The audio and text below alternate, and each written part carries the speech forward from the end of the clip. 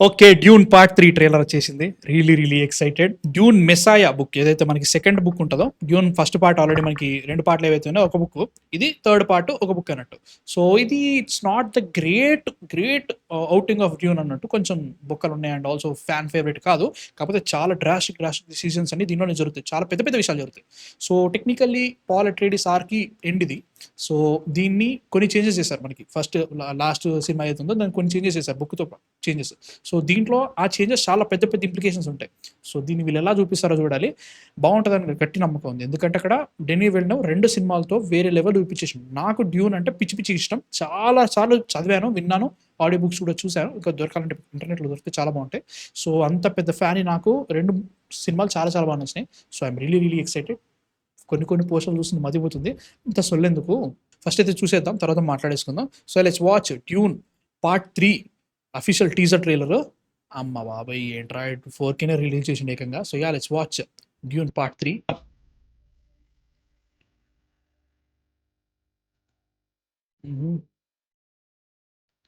హమ్మింగే ఎవరా humming? Dunes. Oh, we name her. ఓహో Her name should be Ganima. Ganima. Okay. She's strong, like her mother. Okay. What if it's a boy? I would name it Leto. Nice.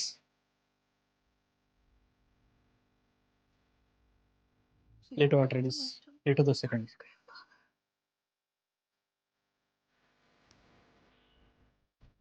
Leto the second. ఇంకా చాలా ఉంటుందిరా. War start అయింది.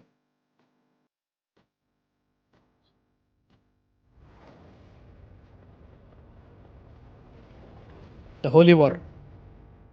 తీనమ్మా. Fight. More enemies, fight back.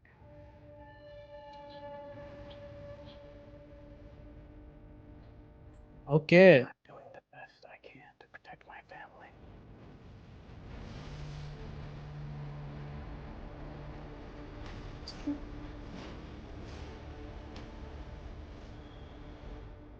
Music తక్కువ, chanting ఎక్కువ. Do it. Your father never started a war. అన్ని విస్పర్సే.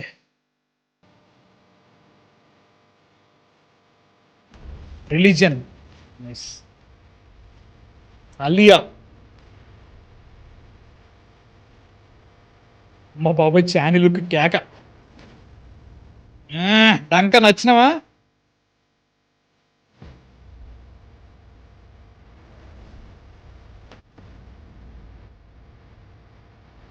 I'm not afraid to die. 12 years. తీనమ్మా start. But I must not die. Yet.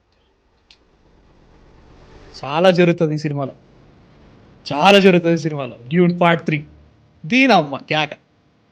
Timothy శాలమే, జిండేయా. Okay. 18th చెప్పేసిరా, date వచ్చేసింది. అంటే situation ఏంటంటే కొన్ని చూసుకుందాం. పరిస్థితి ఏంటంటే మనకి లాస్ట్ సినిమాలో ఎండింగ్లో చానీ వెళ్ళిపోతుంది.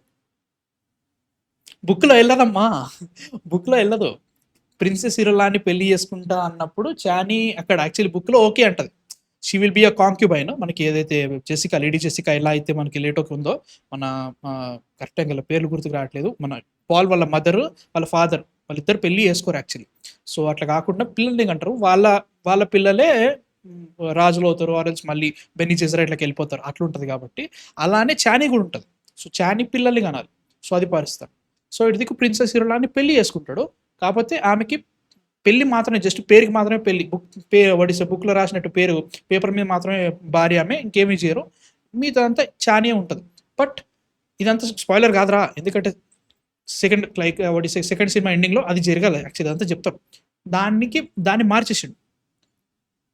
దీంట్లో ఏందంటే మళ్ళీ వీళ్ళిద్దరికి పిల్లలు పుడతారు. యాక్చువల్లీ చెప్పినట్టుగా ఇప్పుడు చెప్పారు కదా, గనిమా అండ్ లేటోన్ పెట్టారు కదా, ఇద్దరు పిల్లలు పుడతారు.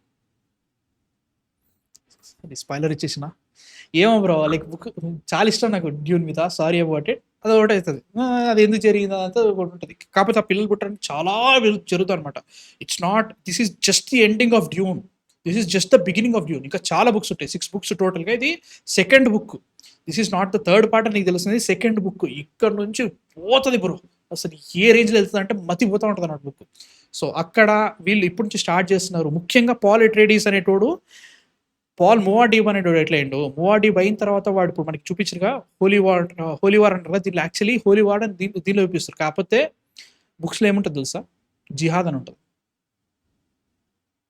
బట్లేరియన్ జిహాద్. ఇట్స్ కాల్డ్ బట్లేరియన్ జిహాద్.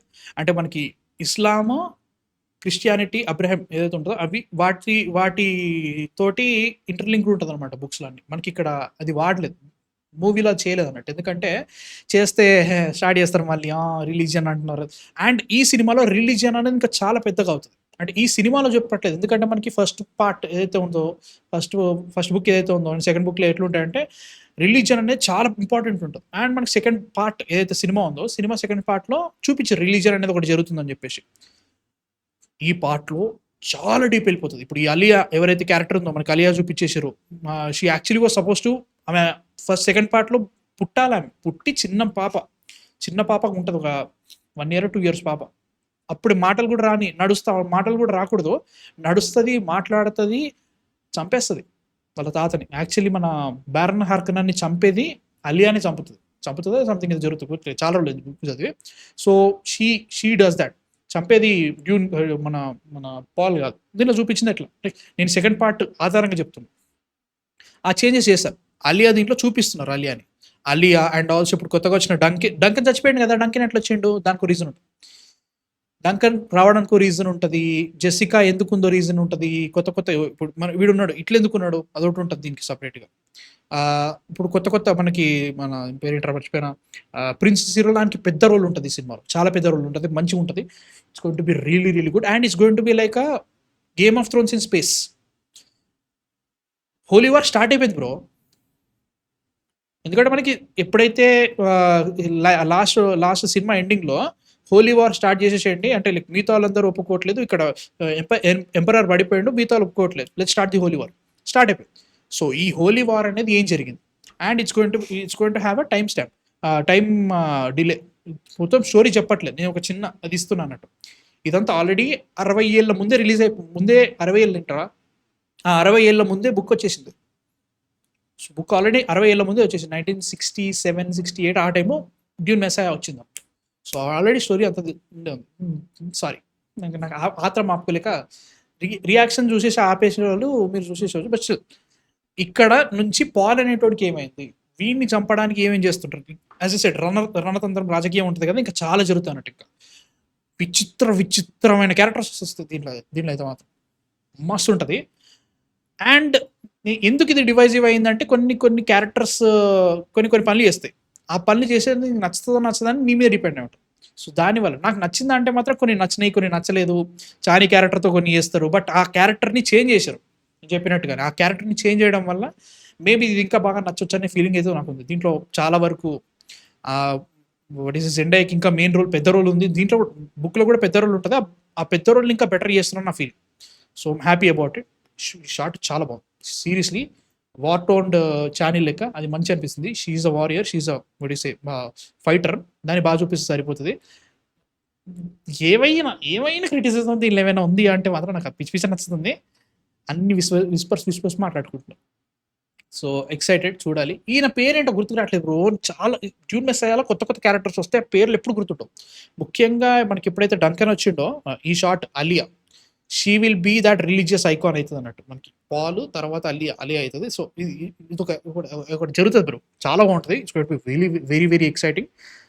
కొడితే మాత్రం మామూలు కొట్టదు సినిమా, చెప్తున్నా కదా. కొన్ని డిసిషన్స్ ఉంటాయి సినిమాలో, మామూలు ఉంటుంది, చాలా బాగుంటుంది. So I'm excited. మామూలు చూడను, నాకైతే మాత్రం పిచ్చి ఎక్కేస్తుంది.